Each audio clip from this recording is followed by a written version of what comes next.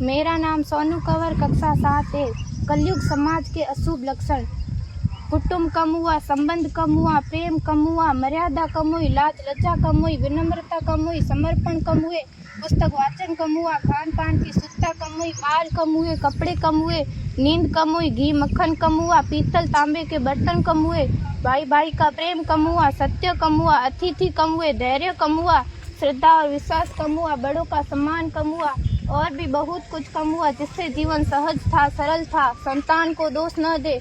बालक या बालिका को इंग्लिश मीडियम में पढ़ाया, अंग्रेजी बोलना सिखाया, बर्थडे और मैरिज एनिवर्सरी जैसे जीवन के शुभ प्रसंगों को अंग्रेजी कल्चर्स के अनुसार जीना ही श्रेष्ठ माना।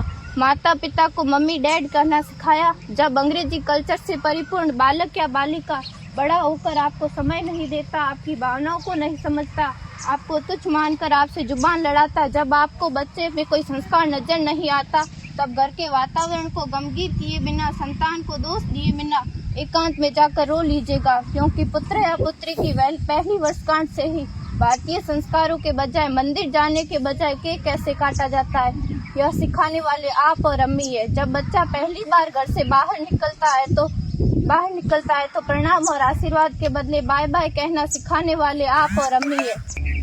हम परीक्षा देने जाते समय इष्ट देव बड़ों के पैर छूने के बदले बेस्ट ऑफ लक कहकर परीक्षा भवन तक छोड़ने वाले आप और अम्मी है। बालक या बालिका के सफल होने पर घर में परिवार के साथ बैठकर खुशियां मनाने के बदले होटल में पार्टी मनाने की प्रथा को बढ़ावा देने वाले आप और अम्मी है। बालक या बालिका के विवाह के पश्चात कुल देवता देव दर्शन भेजने से पहले हनीमून के लिए फॉरेन टूरिस्ट स्पॉट भेजने की तैयारी करने वाले आप और अम्मी है।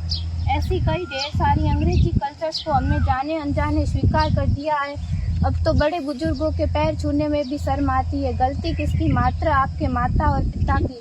अंग्रेजी अंतर्राष्ट्रीय भाषा है से काम काज हेतु सीखना है, अच्छी बात है, लेकिन इसकी संस्कृति को अपने जीवन में उतारने की तो कोई बाध्यता नहीं थी।